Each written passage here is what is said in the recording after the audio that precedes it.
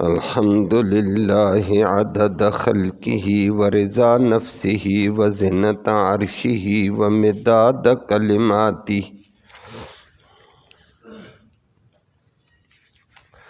والصلاۃ والسلام علی صفوۃ رسلہ وخیر خلقہ محمد وآلہ وصحبہ اما بعد فاعوذ باللہ من الشیطان الرجیم بسم اللہ الرحمن الرحیم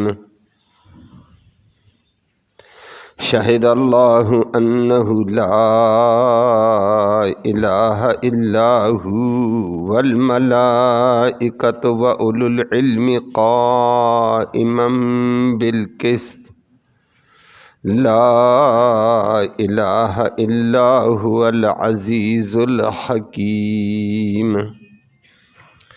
ان الدین عند اللہ الاسلام وما اختلف الذین اوتوا الکتاب الا من بعد ما جاءهم العلم بغیا بینہم ومن یکفر بآیات اللہ فإن اللہ سریع الحساب صدق اللہ العلی العظیم وبلغنا رسولہ النبی الامی الکریم قابل تکریم معزز سامعین کرام، آیت کریمہ میں اللہ کی توحید، اللہ کی وحدانیت کو ثابت کرتے ہوئے اللہ نے تین قسم کی گواہیوں کو پیش کیا کہ باطل طبقے کو پتہ چل جائے کہ ہر چیز گواہ سے ثابت ہوتی ہے، مدعا گواہ سے ثابت ہوتا ہے، تو فرمایا توحید الہی کے بھی گواہ ہیں۔ اور نمبر 2 دوسری آیت میں اعلان کر کے فرمایا یاد رکھنا اللہ کے نزدیک اسلام کے علاوہ کوئی دوسرا دین قبول نہیں ہے۔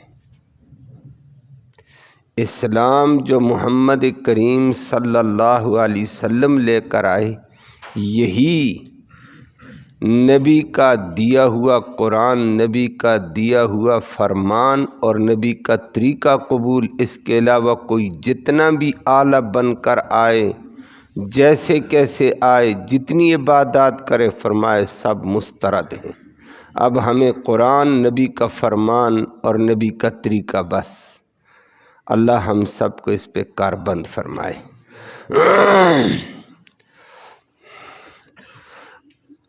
لفظی ترجمہ سماعت فرمائے۔ فرمایا شہد اللہ، گواہی دیتا ہے اللہ، تو سب سے بڑا گواہ اللہ خود ہے۔ کس بات کی گواہی؟ انہو، بے شک وہ ذات، لا الہ، کوئی بھی کائنات میں الہ نہیں، الا ہو، مگر وہی اللہ الہ ہے، اس بات کی گواہی رب بھی دیتا، والملائکۃ، اور فرشتے بھی دیتے ہیں۔ نمبر 3 واولو العلم، اور علم والے لوگ، علماء طبقہ بھی۔ اور یہ گواہی بھی کیسی؟ ادھر ادھر فرمایا نہ قائماً، قائم ہوتے ہوئے، قائم رکھتے ہوئے گواہی، بالقسط، انصاف کے ساتھ، انصاف قائم کرتے ہوئے یہ گواہی دیتے ہیں کہ لا الہ، کوئی بھی الہ نہیں، الا ہو، مگر وہی اللہ ہے، العزیز، ہر چیز پہ وہ غالب، الحکیم، وہ حکمتوں والا ہے، اس کا فیصلہ حکمت سے خالی نہیں۔ نمبر 2 فرمائے ان الدین، بے شک دین عند اللہ، اللہ کے نزدیک الاسلام، اسلام ہی ہے بس، اس کے علاوہ نہیں۔ وَمَا اخْتَلَفَ، اور نہیں اختلاف کیا، الذین، ان لوگوں نے، اوتو، جن کو دی گئی، الکتاب، کتاب، یہود و نصارہ نے، الا، مگر، من بعد ما جاء، بعد اس کے کہ آ چکا تھا، ہم، ان کے پاس بھی، العلم، شریعت کا کامل علم، بغیاً، انہوں نے جو اختلاف کیا سرکشی کرتے ہوئے کیا، بغاوت کرتے ہوئے کیا، بینہم، آپس کے درمیان میں۔ اور وَمَن یکفر، اور جو انکار کرے گا، ناشکری کرے گا، بِآیاتِ اللہ، اللہ کی آیتوں کی، اللہ کے احکام کی، پھر سن لے، فَإِنَّ اللہ، پر بے شک اللہ رب العالمین، سریع الحساب، بہت جلد حساب لینے والا ہے۔ اللہ ہم سب کو اس سے محفوظ فرمائے۔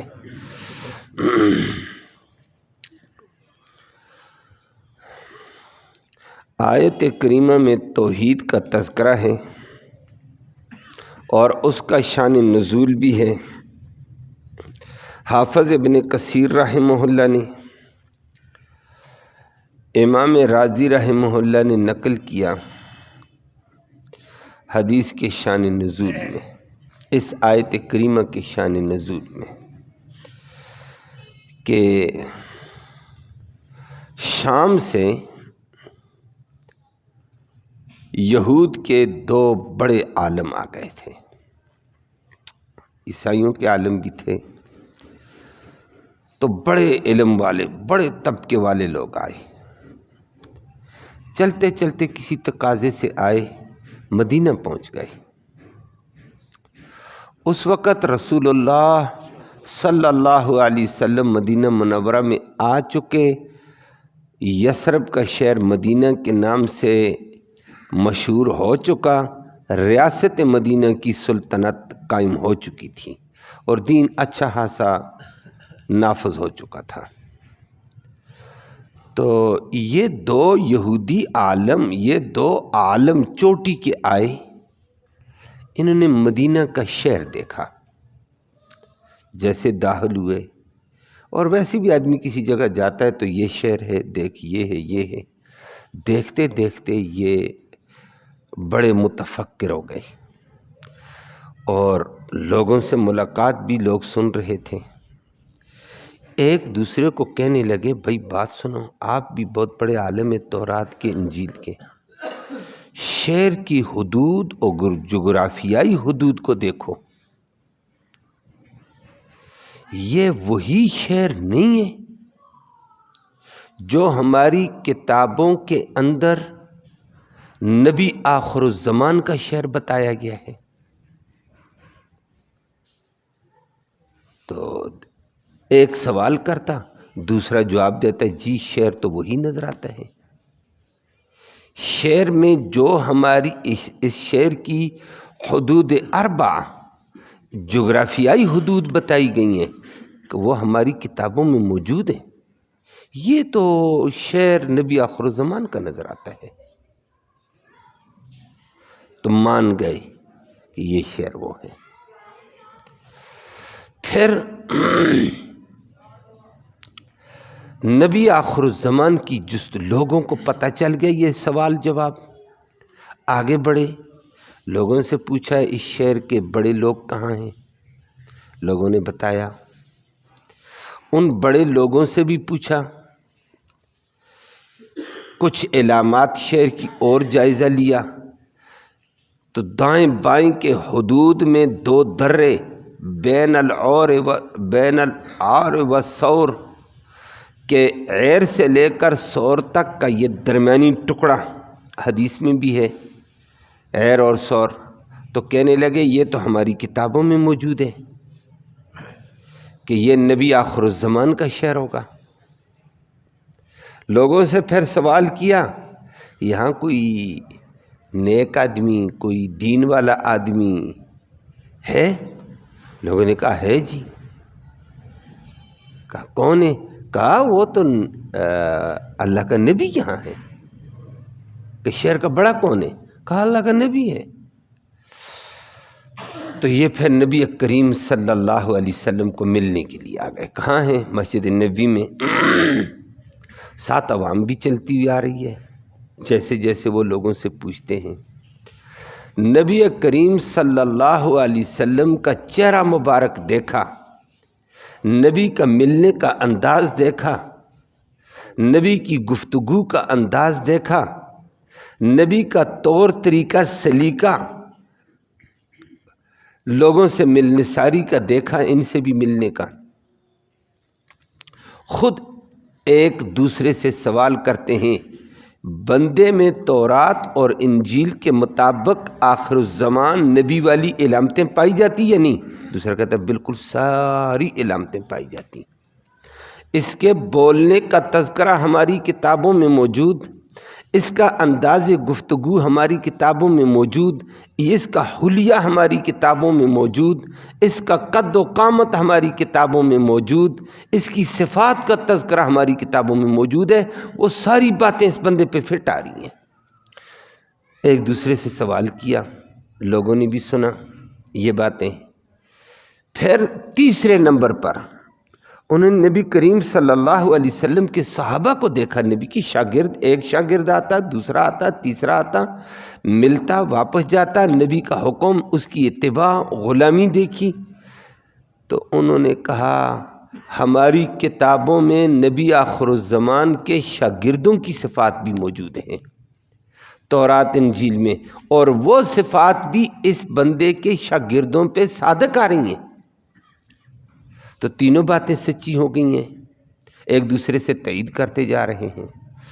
تو نبی کریم صلی اللہ علیہ وسلم کو چوتھے مرحلے میں ملے تو ایک بولنے لگا، انت محمد، آپ محمد ہیں، آپ کا نام؟ نبی کریم صلی اللہ علیہ وسلم فرمایا انا محمد۔ انہوں نے پھر کہا انت احمد، آپ احمد ہیں؟ نبی نے فرمایا انا محمد و احمد، میں محمد بھی ہوں، احمد بھی ہوں۔ بس یہ بات انہوں نے کی۔ اس نے کہا ہے انت نبی اللہ و انت رسول اللہ، تو اللہ کا نبی ہے، اللہ کا رسول ہے؟ نبی نے فرمایا میں اللہ کا نبی بھی ہوں، میں اللہ کا رسول بھی ہوں۔ یہ ساری باتیں ان کے اپنے علم کے مطابق نبی کریم صلی اللہ علیہ وسلم میں اتم درجے میں موجود۔ کتابوں میں نبی کا محمد اور نبی کا احمد نام بھی موجود، نبی کا نبی ہونا، رسول ہونا بھی موجود۔ ساری باتیں عالم تھے بڑے، یہ بغض نہ ہو تو حق حق ہوتا ہے، واضح ہو جاتا ہے۔ تو کہنے لگے آخری بات کہ ہم نے آپ کا شعر بھی دیکھ لیا، آپ کو بھی دیکھ لیا، آپ کے شاگرد بھی دیکھ لیے، آپ کے نام کی بھی ہمیں خبر ہو گئی ہے۔ یہ ساری باتیں ہمیں سچے نبی کی معلوم ہوتی ہیں، نبی آخر الزمان کی معلوم ہوتی ہیں۔ صرف ایک بات رہتی ہے، اگر اس کا جواب ہو جائے تو ایک بات رہتی ہے، وہ یہ کہ آپ کی دعوت کا کیا ہے، پیغام کیا ہے آپ کا؟ نبی نے فرمایا میرا پیغام وہی ہے جو سارے نبیوں کا پیغام تھا، اور سارے نبیوں کو اللہ نے یہ پیغام دے کر بھیجا، نبیوں جاؤ میری توحید کا پرچار، میری یکتائی کا پرچار، میری عظمت کا، میری کبریائی کا پرچار کرنا کہ میرے ساتھ کوئی اور دوسرا شریک نہیں، اور وہ یہی لا الہ الا اللہ میرا یہ ہے۔ اور پھر اس کے ساتھ میں اپنے آپ کو پیش کرتا ہوں، یہ میرا دعویٰ ہے، کیوں؟ محمد الرسول اللہ، میں اللہ کا رسول ہوں، محمد صلی اللہ علیہ وسلم۔ تو رسول ہونے کے ناطے سے اللہ کی وحی آئی، میں اس وحی سے لا الہ الا اللہ کی پرچار کرتا ہوں، جو سارے انبیاء آدم علیہ السلام سے لے کر عیسیٰ علیہ السلام تک آج مجھ تک یہی پرچار ہے۔ انہوں نے کہا پھر آپ سے یہ سوال ہے، آپ کا یہ دعویٰ ہے، دعوے کے لیے گواہ چاہیے، یہ تو آپ ذاتی طور پر مدعی بن گئے ہیں، دعویٰ دائر کیا آپ نے، اس دعوے پہ گواہ پیش کر دو، ہم ماننے کو تیار۔ اب ساری باتیں نبی کی انہوں نے دیکھ لی ہیں، شعر نبی بھی پہچانا، نبی کا چہرہ بھی، حلیہ بھی پہچان لیا، نبی کی شاگرد بھی پہچان لیے، نبی کے ناموں سے بھی پہچانا۔ آخری بات انہوں نے کہا ہے کہ ہمیں گواہی دے دو، گواہ دو، ثابت کر دو اس دعوے کو گواہوں کے ذریعے سے۔ اب وہ گواہی والی بات بھی جانتے تھے، لیکن کہا آپ گواہ پیش کرو، آپ کے دعوے پر گواہ کیا ہے؟ ادھر سے سوال ہوا، نبی پر وحی آ گئی ہے، وہی چھٹی یہ آیت کریمہ تھی۔ اللہ نے فرمایا گواہی دیتا ہوں میں، اور گواہ بھی کمال کے پیش کیے توحید الہی پر۔ فرمایا گواہ کون ہے؟ شاہد اللہ، اللہ گواہی دیتا ہے، اس سے بڑی گواہی کون سی ہوگی؟ رب خود گواہی دیتا ہے، اب اللہ کی گواہی کے بعد کسی کائنات کی کسی گواہی کی ضرورت؟ سب سے بڑی گواہی ہے۔ اور اللہ نے کہا شاہد اللہ، اللہ گواہی دیتا ہے انہ لا الہ الا ہو، کہ کائنات میں اللہ کے علاوہ کوئی بھی الہ نہیں، اللہ گواہی دیتا ہے۔ وہ بندے کانپے۔ آگے نبی نے فرمایا والملائکہ، سارے کے سارے فرشتے بھی گواہی دیتے ہیں۔ اللہ سب سے بڑا گواہی میں، اللہ کے بعد گواہی میں کون؟ فرشتے۔ جبرائیل گواہی دیتا، میکائیل گواہی دیتا، اسرافیل گواہی دیتا، حاملین عرش گواہی دیتے ہیں، آسمانوں کے فرشتے گواہی، زمین کے فرشتے گواہی دیتے ہیں۔ بتاؤ اور گواہ کیا چاہیے تمہیں؟ آگے اور بات کہہ دی وَأُولُو الْعِلْمِ، علم والے علماء کرام بھی گواہی دیتے ہیں۔ تو علماء تو وہ بھی تھے، وہ واقعتاً وہ پہلی 4 گواہیاں دے چکے ہیں۔ یہ نبی کا شعر ہے، نبی کی صفات ہے، نبی کے صحابہ ہے، نبی کے نام ہے، گواہی تو وہ بھی دے چکے تھے۔ تو سچا عالم جو ہوگا علم والا، فرمایا وہ بھی عالم گواہی دیتا ہے۔ اور یہ تینوں کوئی دبی دبی بات، کوئی لچک کے اوپر، کوئی پیسوں کے اوپر، یا کوئی لالچ کے اوپر، فرمایا نہ، یہ گواہ سارے کے سارے وہ ہیں قائما بالقسط، انصاف کو قائم کرتے ہوئے یہ گواہی دیتے ہیں لا الہ الا ہو، کہ کائنات میں اللہ کے علاوہ کوئی الہ نہیں۔ العزیز، وہ سب دنیا پہ غالب ہے، باقی مغلوب ہیں۔ وہ غالب ہے، جو چاہے کرے کر سکتا ہے۔ الحکیم، وہ حکمتوں والا ہے۔ جب یہ آیت پڑھی ہے تو اس وقت ان علماء نے کہا ہم بھی گواہی دیتے ہیں کہ لا الہ الا ہو، اور آپ اللہ کے سچے پیغمبر، ہم آپ کے غلام ہیں، آپ کا کلمہ پڑھتے ہیں، ہمیں بیعت کر لو۔ بیعت ہو گئے ہیں، گواہی مان گئے۔ اور ان کی بات اسی پہ تھی، گواہی پیش کرو اپنے دعوے پر۔ گواہ زبردست پیش کیا اللہ رب العالمین نے، اور 3 قسم کے گواہ پیش کر دیے ہیں، اور ماننے والے مان گئے۔ اگلی آیت میں یہی آ رہا ہے۔ تو علماء کی 2 قسمیں ہوتی ہیں، ایک علماء حق جو حق کو دیکھ کر حق کی گواہی دے دیں، اور ایک علماء سو ہوتے ہیں جانتے ہیں حق یہ ہے، لیکن لالچ میں، حرص میں، دنیا کی غرض میں، دنیا کی مفاد میں معاملے کو ٹال مٹول کر دیتے ہیں۔ نہیں جی، چونکہ یہ بھی ہے تو چنانچہ بھی ہے تو مگر بھی ہے تو مگر بھی ہے، ادھر ادھر کر کے معاملہ ٹال دیتے ہیں۔ فرمایا حق کا اظہار نہیں کرتے، یہ علماء سو ہیں، ان کا اعتبار نہیں ہے شریعت میں۔ فرمایا یہ غلط لوگ ہیں۔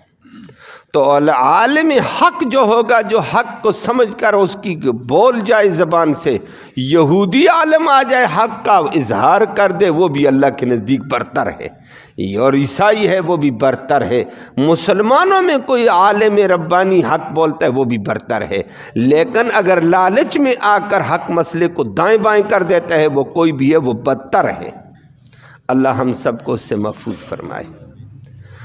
تو وہ حق مسئلے کا پتہ پھر بھی چونکہ چنانچہ کر کے، اگر مگر کر کے ادھر ادھر کر دیتا ہے، فرمایا وہ بدتر ہے، کوئی بھی ہو۔ اللہ، تو وہ حضرات مسلمان ہو گئے، اور دیگر لوگوں نے بھی دیکھا ان کی کے اعتبار سے، اور دیگر کچے پکے جو تھے وہ بھی حیران ہو گئے۔ اور سمجھ گئے کہ دین حق محمد کریم صلی اللہ علیہ وسلم کا ہے، نبی کا لایا ہوا دین بھی سچا، نبی بھی سچا، نبی کا لائی ہوئی کتاب قرآن بھی سچی اور نبی کا فرمان بھی سچا، اور نبی کا طریقہ پھر سچا ہے۔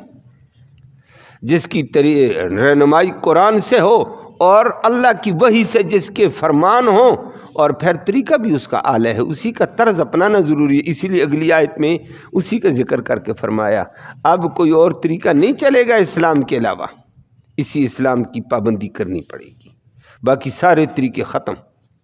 اور اگلی آیت میں اسی کا ذکر کر کے فرمایا ان الدین عند اللہ الاسلام، اللہ کے نزدیک فرمایا بے شک دین اللہ کے ہاں جو معتبر ہوگا وہ اسلامی ہے۔ اور وہ اسلام کیا چیز ہے؟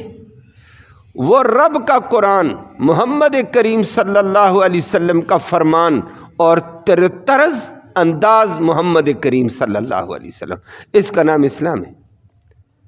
فرمایا اب قرآن کی اتباع چلے گی یا فرمان محمد کی چلے گی، اور یا انداز محمد کی صلی اللہ علیہ وسلم، طرز محمد صلی اللہ علیہ وسلم۔ فرمایا یہ اسلام ہے، اللہ کے نزدیک یہ معتبر ہے۔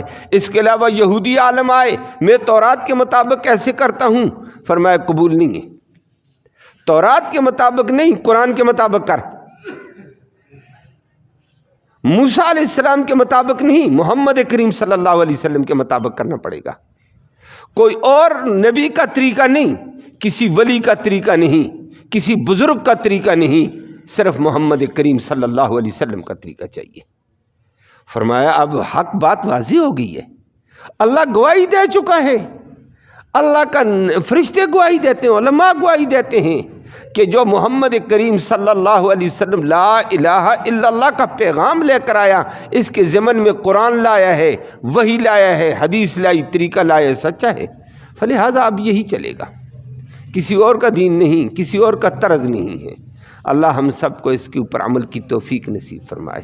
تو قرآن کی آیت نے واضح انداز میں بتا دیا، آج عیسائی کو چھوڑ، یہودی کو چھوڑ، مسلمانوں میں یہ بات اگر کوئی کہتا ہے میرے بزرگ نے یہ طریقہ بتایا، میرے پیر صاحب نے یہ طریقہ بتایا، میرے مرشد نے یہ طریقہ بتایا، اگر وہ مرشد کا طریقہ، پیر کا طریقہ، وہ استاد کا طریقہ نہیں چلے گا، محمد کریم صلی اللہ علیہ وسلم کا طریقہ کیا وہ بتا، وہ چلے گا، اس کے علاوہ مرشد کی باتیں نہیں چلے گی۔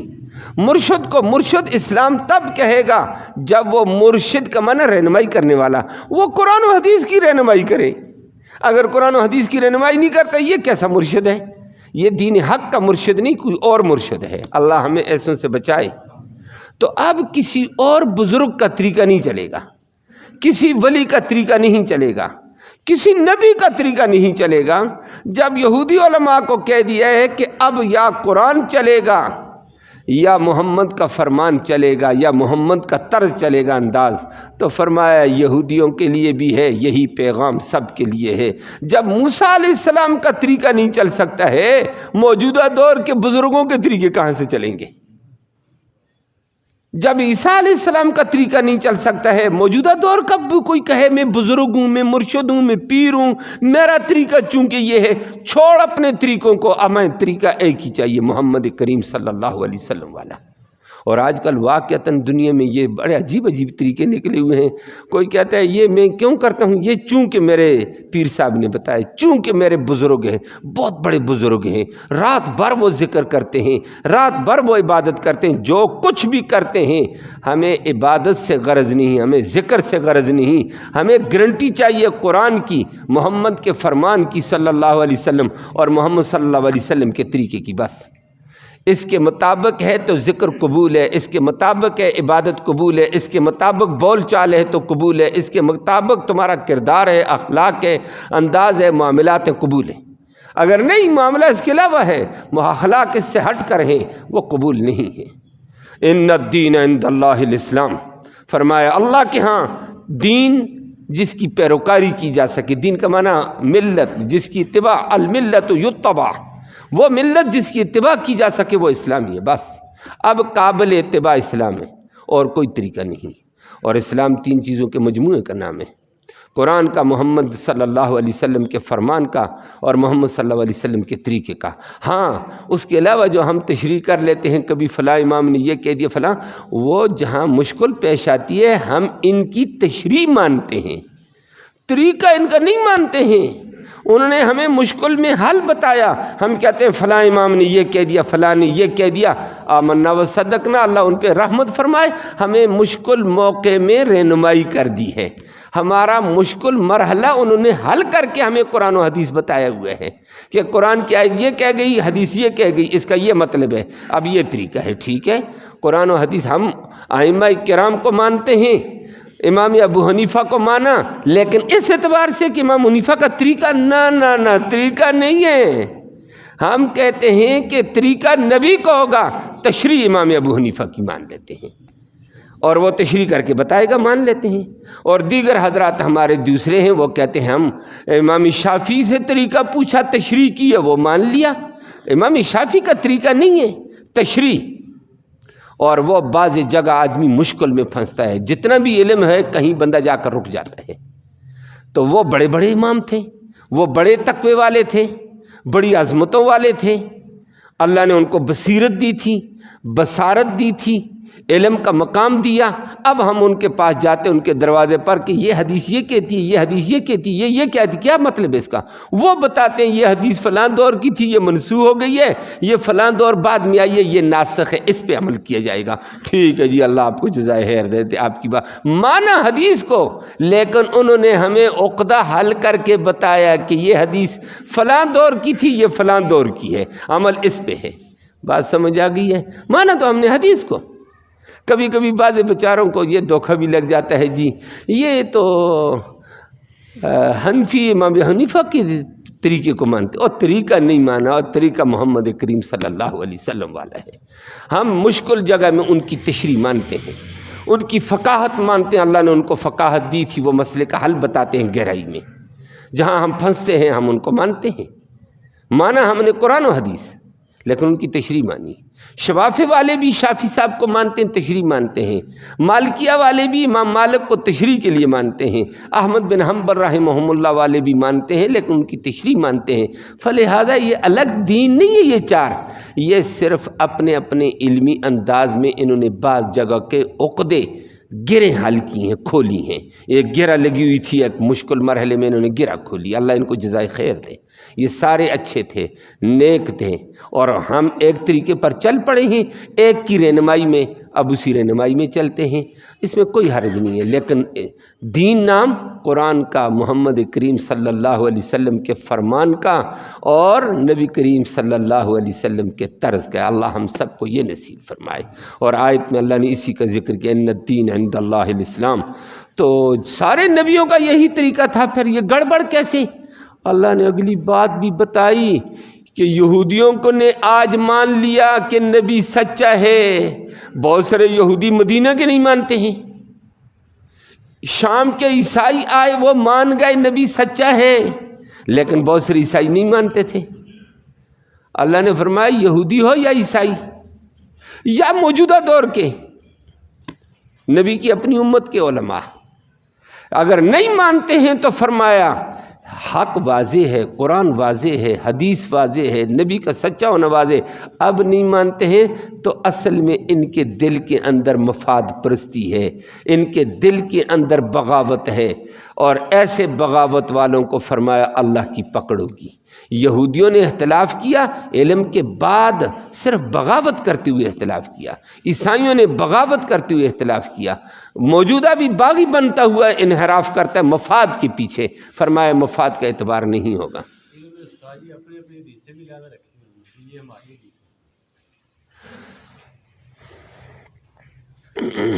نہیں، ایسے نہیں ہوگا۔ اگر کوئی ایسے کرتا ہے تو ہم اس کو غلط کہیں گے۔ ہماری حدیث یا تمہاری حدیث نہیں ہے، حدیث ساری حدیثیں ہماری ہیں انشاءاللہ۔ میری بات سمجھ آئیے؟ جی، کوئی حدیث کہتا ہے یہ ہمارے طرف آتی ہے، ہماری حدیث ہے، یہ آپ کی طرف جاتی ہے، اس کو ہم نہیں مانتے۔ اگر نبی کی حدیث ہے تو ماننا پڑے گا بھائی۔ میں اپنی مرضی کی بات مانوں اور مرضی میری کے خلاف ہے تو میں نہ مانوں، یہ تو میں اپنی مرضی پر چل رہا ہوں نا، حدیث کو تو نہیں مان رہا ہوں، دین کو۔ میری مزاج کے مطابق ہے تو میں کہتا ہوں اس کو میں مانتا ہوں یہ ہماری ہیں، ہماری نہیں، نبی کا سارا فرمان ہمارا ہے الحمدللہ، قرآن سارا ہمارا ہے۔ یہ یہود و نصارہ کی طرح ٹکڑے نہیں کیے جائیں گے، تجعلونہ قراطیسا، کہ یہود و نصارہ نے دین کو ٹکڑے کر دیا، یہ تمہارا یہ میرا، نہ سارا ہمارا، ہمیں دین کے تابع ہونا پڑے گا۔ میری بات سمجھ آئی ہے؟ باقی حدیث کا حل ہوگا، حدیثیں وہ آپ کے سامنے لمبی بات نہیں، حدیثیں ابھی میں نے بتایا ہے، ہم اماموں کی جو بات مانتے ہیں۔ حدیث کبھی کبھی ہمیں ٹکراتی ہوئی نظر آتی ہیں، ہم خود حدیث کے ساتھ اللہ نے جوڑا ہوا ہے، اللہ مزید جوڑے رکھے، اور حدیثوں کے ساتھ جڑے ہوتے ہیں، کبھی ایک حدیث یہ کہتی ہے، ایک یہ کہتی ہے، ایک یہ کہتی ہے۔ اب ہم بھی پریشان ہیں، اب ہمیں کسی صحابی کے دروازے پر جانا پڑتا ہے، تو حل کر کے بتا، وہ حل کر دے تو بات مان لیتے ہیں۔ یہ میں ایک اگلا ایک ترتیب بتا دوں، اگر صحابی بھی وہاں صحابی سے بھی رہنمائی نہ ملے، پھر ہم پیچھے ائمہ مجتہدین کے پاس آتے ہیں، امام ابو حنیفہ کے پاس جاتے ہیں، امام شافعی کے پاس جاتے ہیں، امام مالک کے پاس جاتے ہیں۔ اس کا کیا حل ہے؟ یہ حدیثیں تو دو چار آپس میں ٹکرا رہی ہیں، وہ ہمیں حل بتا دیتے ہیں، تو حدیثیں ساری مانیں گے۔ اور یاد رکھنا، جس طرح یہ صاحب نے کہا یہ حدیثیں ہماری یہ ہوتا نہیں، امام ابو حنیفہ کا معیار بلند ترین ہے، وہ کہتا ہے ہر حدیث کو مان، اس کا محل تلاش کر، تجھے محل نظر نہیں آیا تو ہر حدیث کو اپنے محل پہ رکھ کر سب کو برابر کر دیتے ہیں، اور یہ امام ابو حنیفہ کا کمال ہے۔ میں خود حدیث پڑھاتے وقت طلباء کو کبھی کبھی کہہ دیتا ہوں، دیکھو یہ حدیث یہ آئی ہے، آگے یہ آئی ہے، آگے یہ آنے والی ہے، اور اس کا تقابل آپس میں ٹکراؤ نظر آتا ہے، ایک کو لیں گے دوسری چھوڑنی پڑتی ہے، جیسے یہ کہتا ہے چھوڑیں، امام صاحب اس کا حل بتاتے ہیں کہ نہ چھوڑنے کی بات نہیں ہے، یہ فلاں دور میں آئی تھی، فلاں موقع کے مناسب اس پہ عمل ہوگا، یہ فلاں دور میں آئی، فلاں موقع کے مناسب اس پر عمل ہوگا۔ ساری حدیثوں کو منطبق کر کے لے کر جانا امام ابو حنیفہ کی یہ حنفیت ہے، اللہ اس کو جزائے خیر دے، جس سے کسی حدیث کا انکار نہیں آتا ہے۔ اور کبھی کبھی طلباء کے سامنے ہم یہ کہہ دیتے ہیں، کچھ طلباء جس طرح آپ نے سنی یہ باتیں سنی ہوتی ہیں، وہ طالب علم جوش سے کبھی کبھی کلاس میں، حالانکہ کلاس مزاج نہیں ہوتا ہے نعرے کا، وہ خوشی کے ساتھ یا کھلکھلاتے ہوئے کبھی نعرہ بھی لگا لیتے ہیں، کہتے ہیں یہ کمال ہو گئے جی، ہم تو ذہن بنائے ہوئے تھے کہ یہ ان کی یہ ہماری، ادھر تو بات اور ہو گئی ہے۔ اللہ ہم سب کو حدیثوں کو سمجھنے کی توفیق نصیب فرمائے۔ یہ میری یہ تیری یہ فضول باتیں ہیں، حدیث کو حل کرنے کا الگ مقام ہے، یہ عام بندے کے بس کی بات نہیں، عام مولوی کی بات بھی نہیں ہے۔ یہ اللہ نے محدثین کو ایک موقع دیا ہوتا ہے، جو صبح و شام حدیثوں کے اندر غرق ہوتے ہیں، یہ وہ گہرائی کو سمجھتے ہیں، حدیثوں کے مزاج کو سمجھتے ہیں، حدیث کی شان ورود کو سمجھتے ہیں، اس کے موقع محل کو وہ پہچان لیتے ہیں۔ اللہ ان کو جزائے خیر دے، اور ان کی رہنمائی میں ہم چلیں گے، نہیں تو معاملہ یہ ہوگا جیسے آپ نے کیا ہے۔ سمجھ آ گئی ہے؟